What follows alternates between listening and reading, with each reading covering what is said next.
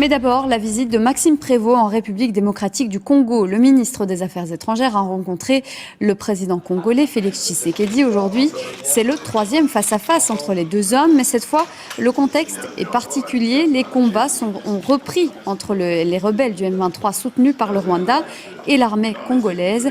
La situation humanitaire s'est dégradée encore dans l'est du pays. Un accord de principe entre les deux parties avait été signé en juillet, mais il n'a jamais été mis en œuvre.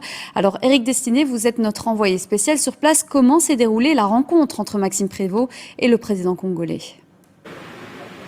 La rencontre entre Maxime Prévost et le président de la République démocratique du Congo, Félix Tshisekedi, a duré à peu près 2 heures. Les deux hommes avaient beaucoup de choses à se dire. Il faut dire que le contexte, vous l'avez rappelé, Mariam, est très préoccupant ici en RDC. Dans l'est, le nord-est du pays, les combats ont repris il y a une dizaine de jours entre le M23 soutenu par le Rwanda et les forces congolaises, l'armée régulière, avec des victimes, avec une situation humanitaire qui se détériore. Alors qu'a dit Maxime Prévost à Félix Tshisekedi ? Eh bien d'abord, il a plaidé pour une forme de coalition des volontaires sur le continent africain qui porte ce conflit au sommet de l'agenda au niveau du continent africain. Mais il a aussi voulu faire passer un message à ses partenaires européens, aux partenaires européens de la Belgique, pour que ce dossier soit abordé dans le cadre des conseils européens. On écoute Maxime Prévost.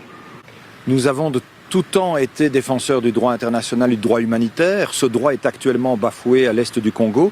On a un peu le sentiment que du côté européen, depuis la décision d'un paquet de sanctions en février-mars dernier, on considère que finalement le conflit ne doit plus être prioritaire à l'agenda, d'autant que Washington et Doha ont pris la main.